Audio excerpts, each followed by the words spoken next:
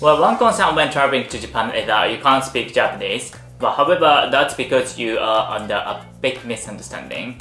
Well, actually, with a little change, you can communicate with most Japanese people in English. Alright, so before introducing the various techniques, there is one fact you should know.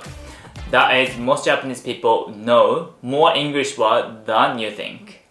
You know, we Japanese learn English in elementary school, junior high school, and high school. Well, by the time we graduate from junior high school, we learn 2,500 words, and by the time we graduated from high school, we learn 5,000 words.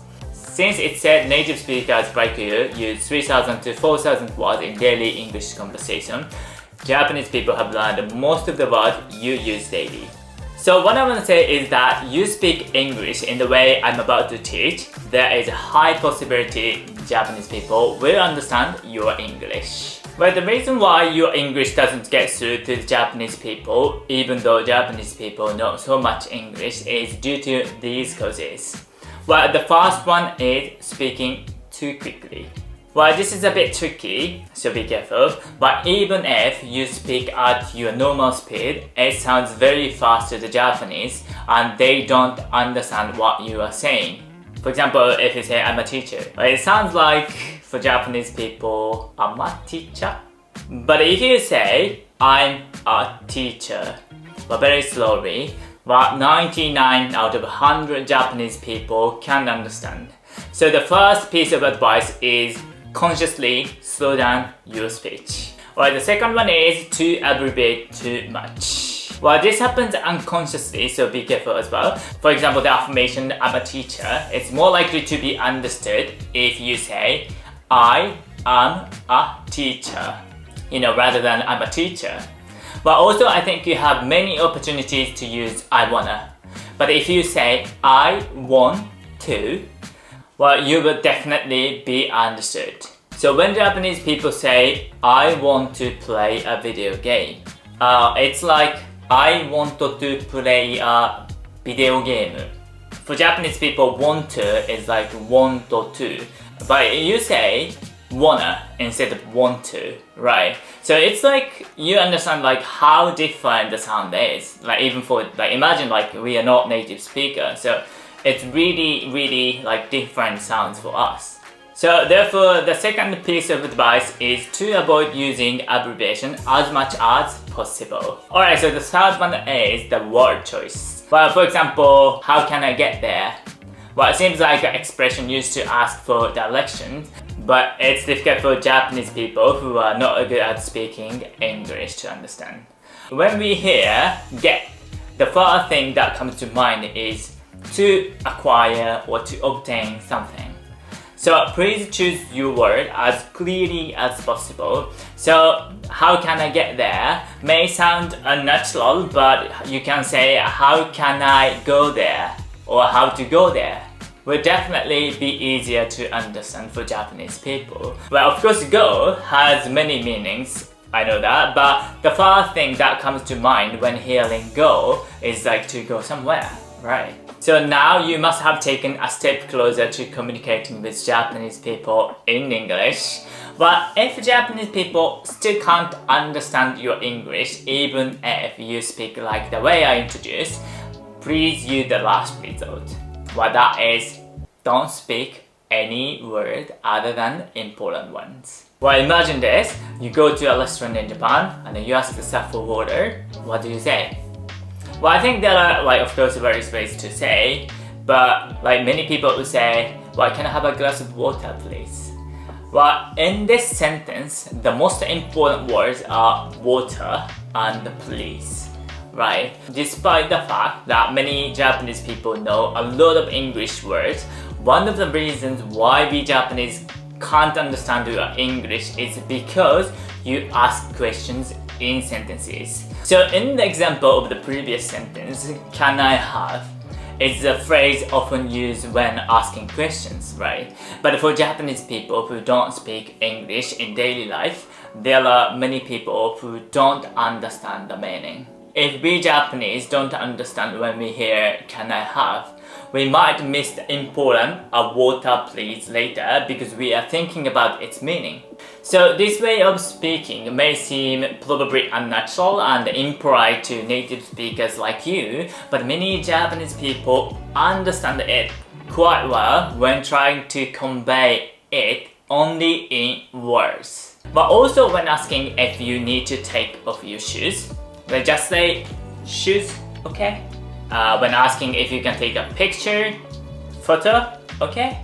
If you ask like that, I believe most Japanese people understand what you say and it's very helpful. And of course with gestures is more helpful. Even when you order something at a store or a restaurant, like pointing at the menu and saying this please or this one please. So trying to convey with just important words instead of using sentence is so helpful for Japanese people. Well, actually, there is one more thing that many foreigners misunderstand about Japanese people.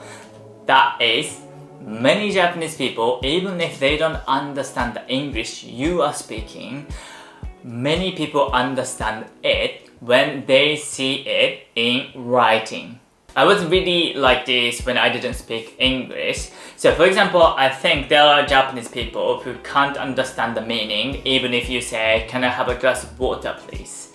But to be precise, I think there are many people who can't listen to it correctly. But however, if you show it like this on a mobile phone, write the sentence, I think 95 out of 100 Japanese people can get the meaning of the sentence by seeing the words water and please. Do you remember what I said at the beginning? Japanese people learn most of the words you use every day by high school.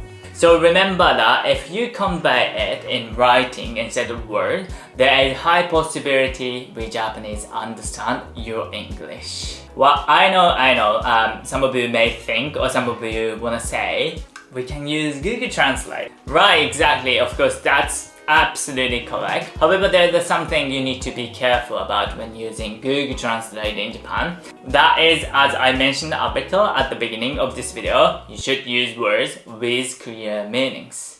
So for example, how did you find the United States? It's like, good example. But of course, I think you all understand the meaning. But do you know how it is translated into Japanese when put through Google Translate?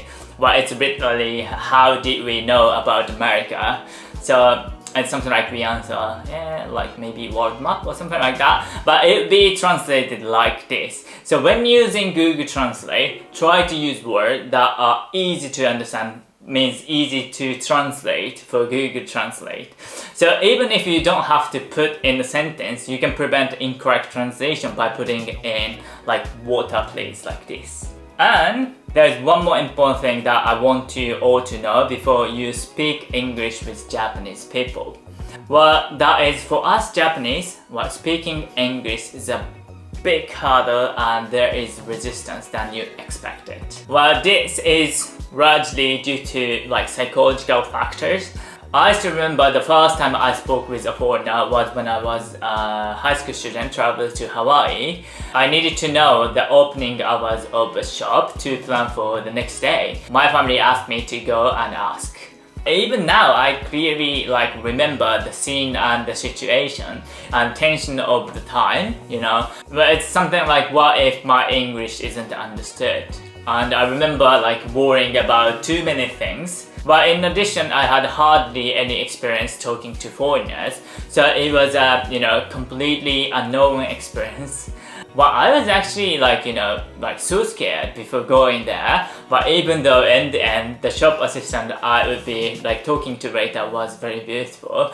But anyway, this is how many Japanese people feel when speaking English with foreigners. Although we Japanese know a lot of English words and can communicate if we use them well, there can be times when we can't speak or convey our thought well, due to psychological tension, as I told you. So when speaking English with Japanese people, we would be very happy if you could converse with us patiently and kindly, like you would do with a small child who is desperately trying to speak but still can't articulate words well. But I know it's too much, but it's something like that. As I mentioned, many Japanese people feel resistance to speaking English.